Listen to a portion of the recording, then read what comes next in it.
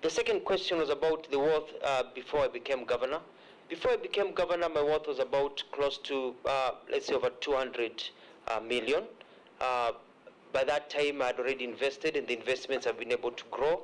What I presented were assets in terms of land that I had acquired from monies that I got when I worked in the Middle East, businesses that I had been able to start. In the form, self-declaration form, I'd also listed a few of the companies that I own, that I'm a shareholder in that list, and that shows my source of income that will be able to continue. Within the next 10 years, by God's blessing, I hope to have doubled my income through the businesses that are there thriving. As a Minister of Foreign Affairs, I'll not be able to participate in business much. I'll be taking care of, if I'm approved, will be taking care of the foreign interests of this country. But the businesses will take a life of their own. There's a third question about the worrying trend of governors being investigated. I'd like to go through them, Mr. Chair. The first one was about Maruba Dam. I was never questioned or anything brought to me about Maruba Dam. I think there was an investigation. Somebody wrote a petition about it. All I know is that as the Maruba Dam was being scooped, I personally, and I picked the Bible and I swore, I went and I witnessed the works being done of the silting of Maruba Dam. And I think the investigative bodies, if they are investigating, let them do their work and let them charge if there was any mistake that was done. But I know that the work got done.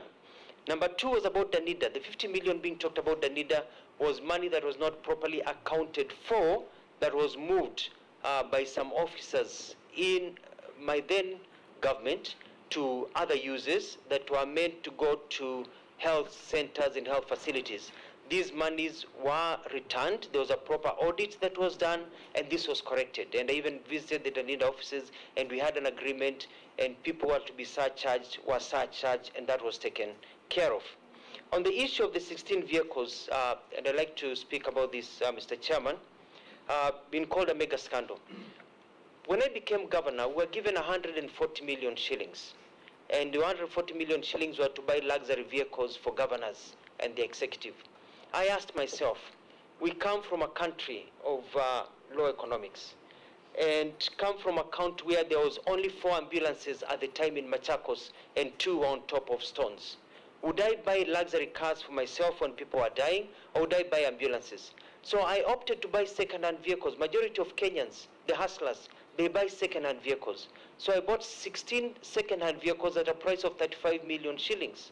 And I used the rest of the monies to buy 80 ambulances to serve the people of Machakos, so that I could drive. And I drove for 4 years, for about 8 years in Machakos, using a second-hand vehicle as the governor of Machakos, and all my ministers, so that our money can go to serve the people, not to serve the luxuries of Wakubwa.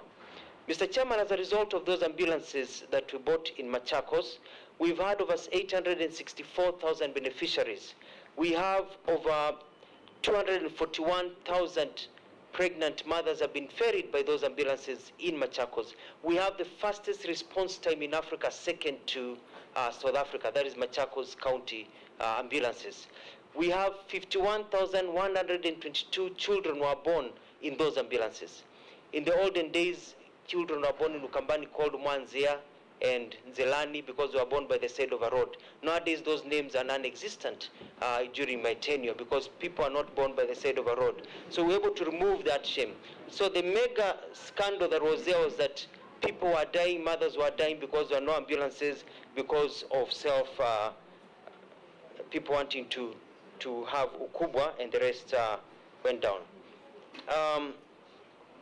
In terms of the issue of this 16 cases, it went to court, and I was never charged. And it was presented in court. We challenged. We said, why should we be charged for saving money? And eventually, the ESCC and the DPP said, actually, I should not even have been investigated. I should have been given an award. And a consent was written, and it was written clearly that I'll never be investigated of those charges because no money was lost. Did the award arrive? Through the blessings of God.